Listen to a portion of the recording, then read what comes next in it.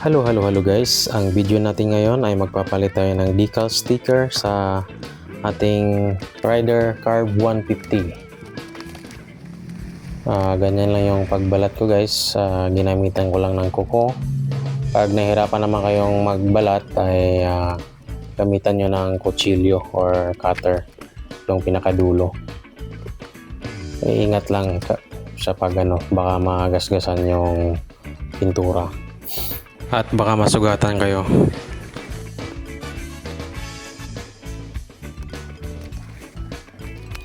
After nitong mabuklat lahat ng sticker guys, matanggal lahat,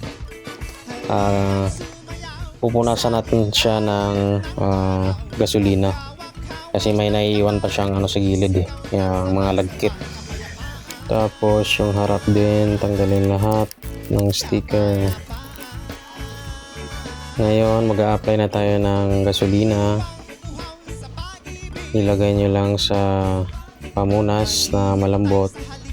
Yan, tapos sipo na sa body kasi merong mga mga yung linya sa gilid, yung mga lagkit nya, yan natatanggal rin. Yan, punasan lahat ng pinagdikitan ng sticker para mawala yung lagkit nya. Nakakatulong din tong gasolina na kumintab yung motor mo. Huwag nyo lang kalimutang hugasan pagkatapos, hugasan ng tubig or alcohol bago kayo mag-apply ng bagong decals. Ayan, kintab nyo guys. Ayan na, natapos na lahat. Napunasan na natin lahat.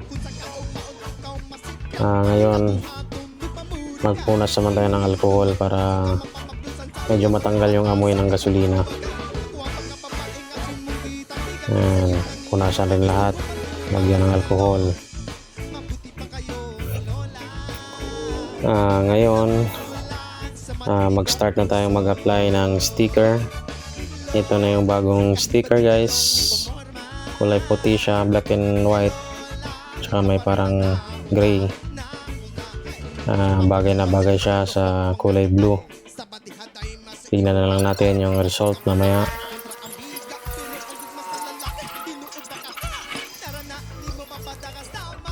Ito na guys, i-apply na natin.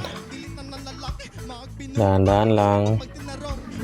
Dapat may panghagod rin kayo guys, yung squeezy, para maiwasan yung bubbles. Sa akin kamay lang ginamit ko. Ayan. Pero mas maganda yung may pang kayo, or yung card or mga ID, PVC ID, panghagod.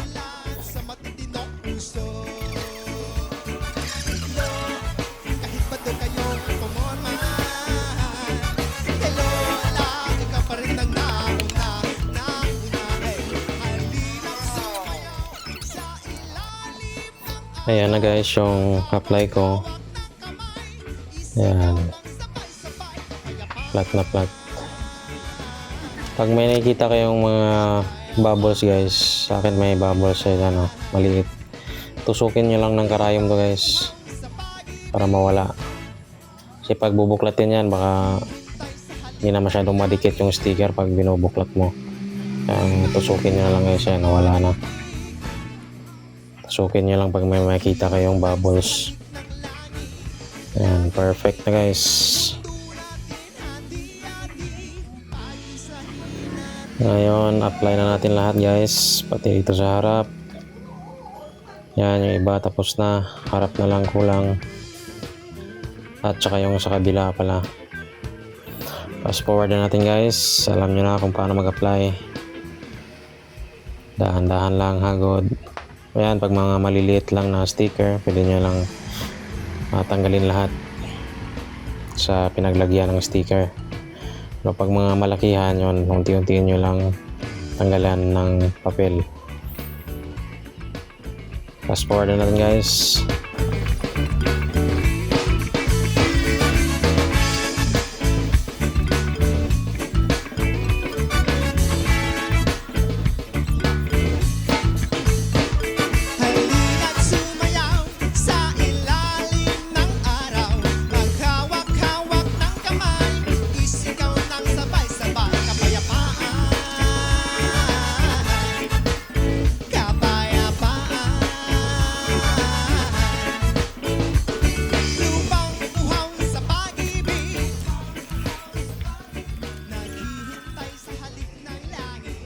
Ayan na guys, tapos na.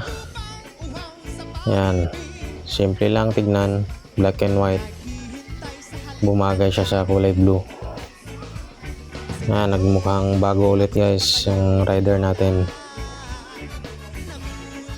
Yung original nito may halong kulay dilaw yun eh. Pero ito yung nakikita kong medyo bagay sa kanya, black and white. Ayan, pati sa harap guys, simple lang din. Hindi ko na in-apply yung ibang, may mga free na may nakasulat na iba't ibang sticker. Okay na yung ganyan lang. Okay, hanggang dito na lang tayo guys. Thank you for watching. Please don't forget to subscribe my YouTube channel, Robin Jules.